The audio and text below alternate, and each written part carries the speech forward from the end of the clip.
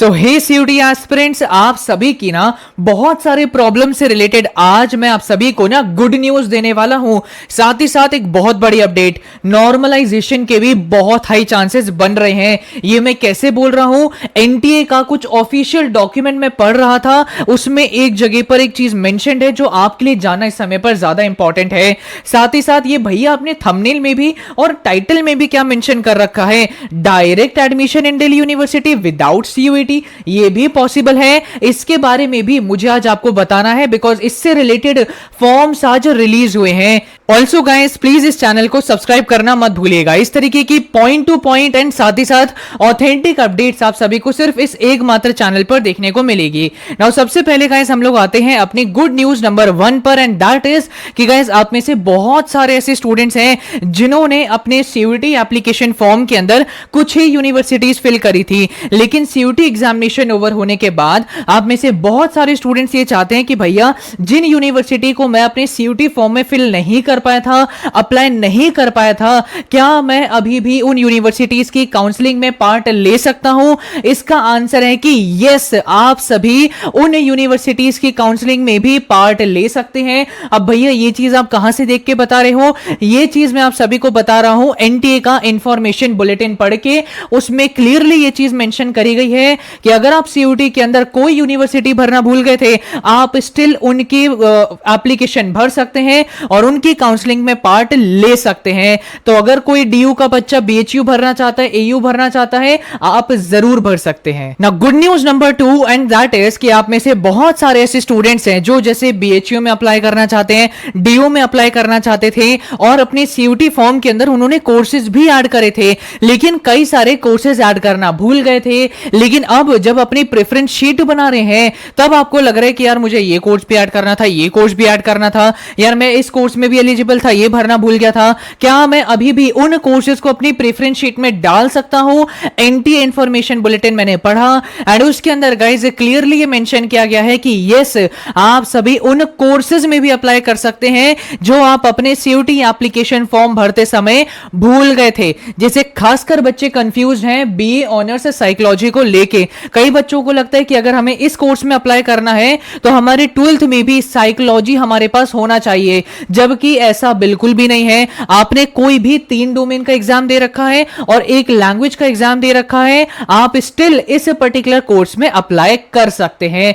So this is again a very important news for all of you. Now guys, another important news is regarding dual degree. जिन बच्चों को इसके बारे में पता है वेल एंड गुड, लेकिन जिनको नहीं पता आपको ये जानना चाहिए। I am just trying to aware you about it. Now guys, UGC union grant commission ने अप्रूव कर दिया है कि हर एक बच्चा अब एक साथ 2 यूजी डिग्री भी परस्यू कर सकता है। जैसे कि अगर किसी बच्चे को लगता है कि भैया मैं एक यूनिवर्सिटी से ना बीएससी कोर्स परस्यू कर रहा हूं, लेकिन मुझे ऐसा फील हो रहा है that BSc is a bit unemployable course, तो आप साथ ही साथ दूसरी यूनिवर्सिटी से बीटेक कोर्स भी परस्यू कर सकते हैं, कोडिंग, आर्टिफिशियल इंटेलिजेंस, किसी भी कोर्स के अंदर। इसी तरीके से अगर आपको लगता है कि भैया मैं एक यूनिवर्सिटी से बीए पॉल साइंस ऑनर्स कर रहा हूं, तो आप सभी दूसरी यूनिवर्सिटी से बीए इकोनॉमिक्स ऑनर्स भी कर सकते हैं। यस, डुअल डिग्री एक साथ करना is now approved by union grants of commission. मतलब रेगुलर कॉलेज से एक डिग्री आप ले लीजिए एंड ऑनलाइन से भी आप एक डिग्री ले सकते हैं। एंड गाइस, आगे बढ़ने से पहले मैं आप सभी को कॉलेज विद्या प्लेटफॉर्म के बारे में बताना चाहूंगा।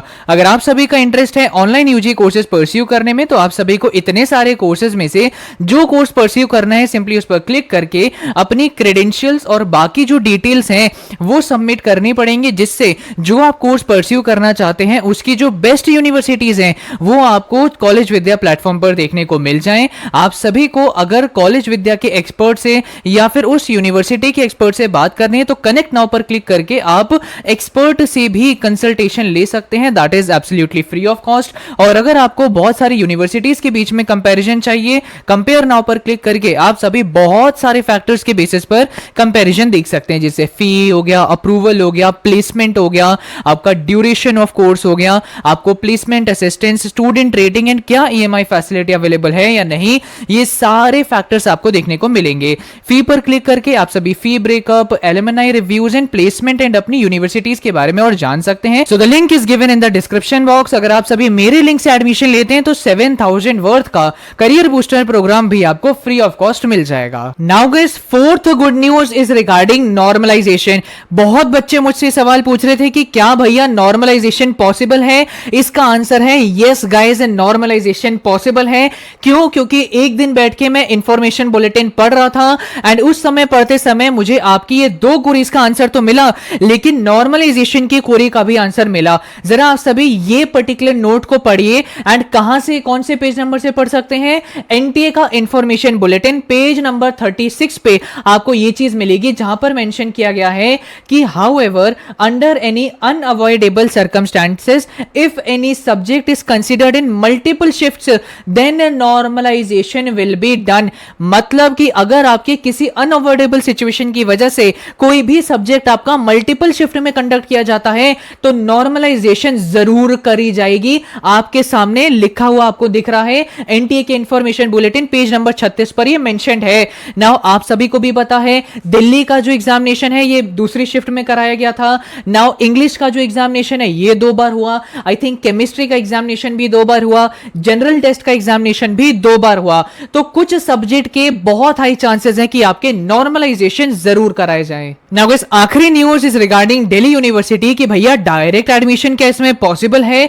नाउ अभी मैं इसके बारे में भी आप सभी को बताता हूं। नाउ दिल्ली यूनिवर्सिटी में बेसिकली गाइस 2 ब्रांचेस लाई करती हैं। सबसे पहला रेगुलर कॉलेजेस इसके अंदर आप सभी को देखने को मिलते हैं। रेगुलर कॉलेजेस जैसे कि आपका नॉर्मल स्कूल होता है ना, सेम तरीके से नॉर्मल कॉलेजेस होते हैं कि भैया फिजिकल इंफ्रास्ट्रक्चर है कॉलेज का, प्रोफेसर्स आके लेक्चर दे रहे हैं, आपकी प्रॉपर अटेंडेंस होती है, इस तरीके से रेगुलर कॉलेजेस होते हैं। नाउ गाइस, अगर आप सभी को डीयू के 70 प्लस रेगुलर कॉलेजेस में एडमिशन चाहिए तो आप सभी को सीयूईटी ही देना पड़ेगा। लेकिन दिल्ली यूनिवर्सिटी के अंदर एक और ब्रांच लाई करती है जिसका नाम है एसओएल। ये ज्यादातर गवर्नमेंट यूनिवर्सिटीज में नहीं है बट डीयू में भी ही ये लाई करती है, जिसका नाम है school of open learning. Now school of open learning का जिसको मतलब पता है वेल एंड गुड, लेकिन जिसको नहीं पता है मैं बता देता हूं, इसमें आपका कोई फिजिकल इंफ्रास्ट्रक्चर नहीं होता। सिंपली आप सभी को फॉर्म भरना है, डीयू के एसओएल में आप सभी का एडमिशन हो जाएगा। आपका जो भी first year, second year, third year का जो भी आप कोर्स चूज करेंगे, जैसे बीकॉम ऑनर्स, बीए, बीएससी, ये सभी कोर्सेज एसओएल में आप सभी को मिलते हैं। सिंपली फॉर्म भरो, आपको इन कोर्सेज में एडमिशन मिल जाएगा। जो भी करिकुलम, जो भी सिलेबस होगा, उन सभी की किताबें आप सभी को डीयू एसओएल की तरफ से मिलेंगी। घर पे बैठ के आपको पढ़ाई करनी है। कभी कोई डाउट आ जाता है, कोई पर्टिकुलर टॉपिक की क्लास चाहिए तो ही आप सभी को एसओएल की बिल्डिंग में जाना है, अदरवाइज आप सभी को घर पे रह के पढ़ाई करनी होती है एंड ओनली टेस्ट देने के लिए ही आप सभी को एसओएल की बिल्डिंग में जाना पड़ता है। तो ये होता है आपका school of open learning. Now बहुत सारे स्टूडेंट ये जो ओपन लर्निंग होते हैं इसको नेगेटिव ही समझते हैं, लेकिन मैं आप सभी को ना इसका ऑनेस्ट ओपिनियन दूंगा एंड इसके प्रोज साथ ही साथ कॉन्स के बारे में बताऊंगा। नाउ सबसे पहले मैं आप सभी को एसओएल की ना कुछ नेगेटिव्स के बारे में बताना चाहूंगा। नाउ गाइस, अगर आप सभी एसओएल में एडमिशन लेते हैं तो यहां पर आप सभी की ना एक नेटवर्किंग नहीं हो पाती। मतलब आप सभी तो घर पे हैं और साथ ही साथ आपको सिर्फ एग्जाम देने के लिए जाना है, तो आसपास जो आपके दोस्त बनते हैं और उन दोस्तों से जो आप सभी का नेटवर्क बनता है वो आपका नहीं बन पाता है। साथ ही साथ जो कॉलेज का एक एक्सपोजर आपको देखने को मिलता है रेगुलर कॉलेज में, एसओएल में आपको वो भी देखने को नहीं मिलेगा। थर्डली, आप सभी की जो एक्चुअल पर्सनालिटी बिल्डिंग करती है, that is societies, that is clubs, वो भी आप सभी को एसओएल में ज्यादा देखने को नहीं मिलेगा। एंड आखिरी में एसओएल की जो ब्रांड वैल्यू है, डिग्री की वैल्यू है, ये भी ऑनेस्टली अगर मैं बताऊं तो ये बहुत ही कम है। तो इसीलिए एसओएल के ज्यादातर बच्चे अनएम्प्लॉयबल भी रह जाते हैं। तो इसीलिए एसओएल को बहुत ही बच्चे कम प्रिफर करते हैं। साथ ही साथ सोसाइटल भी जो वैल्यू है वो भी कम रहती है। जैसे आप किसी को बोलो मैं एसओएल में पढ़ रहा हूं तो वो ये सोचते हैं कि अच्छा इसको कहीं मिला नहीं तो एसओएल में चला गया ना। ऑनेस्ट मैंने नेगेटिव्स बताए, लेकिन एसओएल में असल में जाते कौन है मैं आपको कुछ पॉजिटिव्स के बारे में बताता हूं ना। मेरे स्कूल का एक स्कूल टॉपर था 2nd 3rd रैंक में। I was shock to know कि उसने एसओएल में एडमिशन लिया।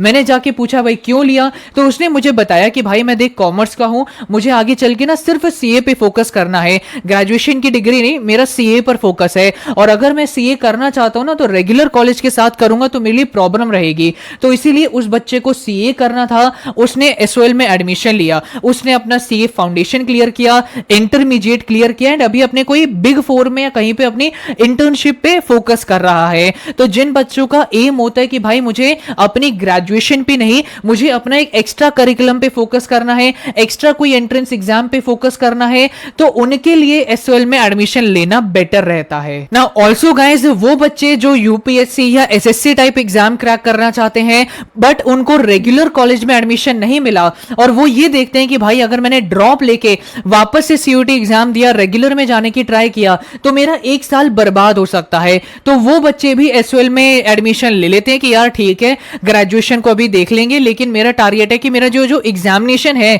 वो अच्छी तरीके से होना चाहिए। तो वो भी जो बच्चे होते हैं जिनको रेगुलर में पहली बार में एडमिशन नहीं मिलता, प्राइवेट कॉलेज में जा नहीं सकते, वो बच्चे भी एसओएल में एडमिशन ले लेते हैं। अब मैं ऐसा क्यों बोल रहा हूं, क्योंकि इसका सिंपल रीजन यही है कि गाइस देखो, मैं जो हूं ये नॉर्थ कैंपस में मैं पढ़ता हूं और हमारा जो मेट्रो स्टेशन है जिसकी मदद से मैं अपने घर पे जाता हूं ये बहुत डिस्टेंस में है ना, बीच ही में ही यहां पे एसओएल का भी कॉलेज पड़ता है। यहां से भी कई बच्चे निकलते हैं तो वो स्कूल टॉपर जो है वो मिलता है, और भी कई बच्चे कई बार मिल जाते हैं कि अरे भैया मैंने आपको यूट्यूब पे देखा था। तो उन लोगों से मेरी बहुत बातचीत हो रखी है, तो इसीलिए मैं आप सभी को कौन से साथ ही साथ प्रोज बहुत अच्छी तरह बता पाया हूं। नाउ गाइस, जिनकी भी अभी ऐसी सिचुएशन है कि यार हम एक साल ड्रॉप भी नहीं ले सकते, प्राइवेट में भी नहीं जा सकते और सीयूटी में बहुत कम नंबर आने के चांसेस हैं, तो अभी के लिए मैं बोलूंगा एसओएल का फॉर्म भर लीजिए, क्योंकि एसओएल के फॉर्म रिलीज हो चुके हैं।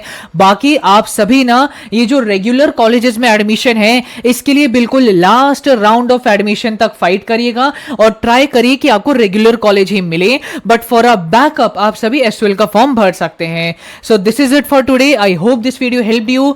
मिलते हैं अपनी अगली वीडियो में, प्लीज इस चैनल को सब्सक्राइब करना मत भूलिएगा। तब तक के लिए ऑल द वेरी बेस्ट।